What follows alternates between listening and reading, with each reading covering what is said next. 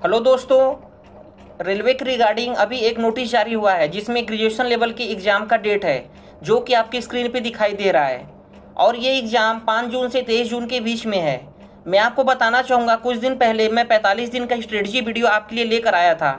तो उस समय आपको यही लगा होगा कि एग्ज़ाम तो डिले होने वाला है, बट ऐसा कुछ नहीं हुआ। रेलवे ने फाइनली 5 जून से 23 जून के बीच में एग्ज़ाम डेट को जारी कर दिया है। अब आपको हर हाल में तैयारी करना ही पड़ेगा। आप 20 दिन में ज़्यादा से ज़्यादा रिवीजन करिए, क्योंकि रिवीजन का टाइम भी आपके पास बहुत कम है। आप कम समय में ज़्यादा से ज़्यादा चीज़ों को पढ़िए। और मैथ हो गया, रीजनिंग हो गया, इन लोग का आप रिवीजन करते रहिए। और बाकी जीके जीएस का, आप स्टैटिक जीके हो, चाहे आपका history, geography, polity, economics, physics, chemistry, bio हो, करंट अफेयर हो, आपको सारा का सारा रिवीजन करना ही पड़ेगा। अब आप अपनी कुर्सी की पेटी एक बार फिर से बांध लीजिए, क्योंकि आपका एग्ज़ाम का डेट आ चुका है। और आप 20 से 22 दिन में पूरा जोर लगा दीजिए कि आपकी जो प्रिपरेशन है वो बहुत ही अच्छी हो। अगर मैं अपनी बात करूं तो मैंने रेलवे का 15 से 20 मॉक लगाया हुआ है, जो कि मेरे यूट्यूब चैनल के शॉर्ट्स पर अवेलेबल है। आप उस मार्क्स को ज़रूर देखें, जो कि आपको मोटिवेशन मिलेगा ही मिलेगा। अगर मैं बात करूं मैं अपने मार्क्स की, तो मेरा मार्क्स 80 प्लस भी आया हुआ है, 79, 26, 27। वर्स्ट केस में अगर पेपर का लेवल डिफ़िकल्ट या मॉडरेट लेवल रहा है तो मेरा नंबर 66 69 तक आया हुआ है। तो अगर आप चैनल पे नए हैं तो चैनल को सब्सक्राइब करें, लाइक करें और शेयर करें। लेकिन दोस्तों, अगर मैं एक बात और कहूँ तो अब आपके पास टाइम तो बिल्कुल ही नहीं है। आप 20-22 दिन में अब ज़्यादा से ज़्यादा रिवीजन करिए। आपने जो चीज़ को पढ़ा है उस पर ज़्यादा से ज़्यादा टाइम दीजिए, क्योंकि अब नया पढ़ने की उतनी ज़रूरत नहीं है। नए में आप करंट अफेयर या स्टैटिक जीके की चीज़ों को देख सकते हैं, dance form, specially date vote, कहीं का ट्राइब्स हो गया, कौन क्या बजाता है, कौन सा डांस।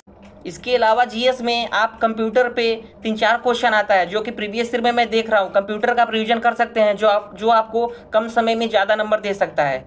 लेकिन हिस्ट्री, ज्योग्राफी, पॉलिटी, इकोनॉमिक्स में जो टॉपिक आपका ऑलरेडी स्ट्रांग है उस पर ज़्यादा से ज़्यादा रिवीजन करिए। अगर पेपर के लेवल आरपीएफ, एसआई और कांस्टेबल की तरफ भी आ गया तो मैं सॉल्व करके देखा हूँ कि 50 में से 25 क्वेश्चन, 30 क्वेश्चन बनने में ही सब हो जा रहा है। उसमें गलत भी हो जा रहा है क्वेश्चन। अगर पेपर का लेवल डिफिकल्ट रहा तो आप उसके लिए आपको तैयार रहना पड़ेगा। और कोशिश यही करिए कि आप ज़्यादा से ज़्यादा मॉक दीजिए। मैं मॉक देता हूँ, मेरे साथ मॉक्स का नंबर आप शेयर करिए। इन 20 दिनों में मैं डेली 1 या 2 मार्क देने की कोशिश करूँगा, क्योंकि दोस्तों ये एग्ज़ाम 2800 ग्रेड पे से लेके 4200 ग्रेड पे तक है। आपका कहीं ना कहीं आपका फ्यूचर बदल देगा। आप इतने दिनों से तैयारी कर रहे हो, रेलवे का परीक्षा भी टलते टलते फाइनली एग्जाम डेट तो आ ही चुका है। तो कहीं ना कहीं दोस्तों मैं कहना चाहूँगा कि आप ज़्यादा से ज़्यादा भी अपने पर कंसंट्रेशन करिए।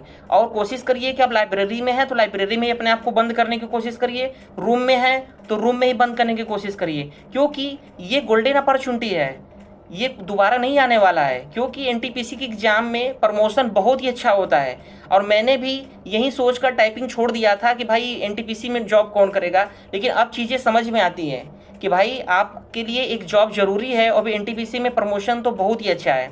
तो आपके लिए मैं फाइनली कहूँगा कि ये आपका प्रीलिम्स एग्जाम है, ये सबसे बड़ा ऑब्स्टेकल है आपके लिए। अगर आपने प्रीलिम्स निकाल लिया तो मेंस आपके लिए बहुत आसान हो जाने वाला है, क्योंकि वहाँ कंपटीशन बहुत ही कम हो जाएगा।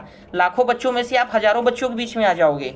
तो फाइनली दोस्तों मैं एक चीज़ को रिपीट करता हूँ कि अगर चैनल पे आप नए हैं तो चैनल को लाइक, सब्सक्राइब और शेयर जरूर करें। और अपना मार्क्स मेरे साथ जरूर शेयर करें, जिससे कि प्लीजेंट कंपटीशन हमारे आपके बीच में बना रहे। धन्यवाद दोस्तों।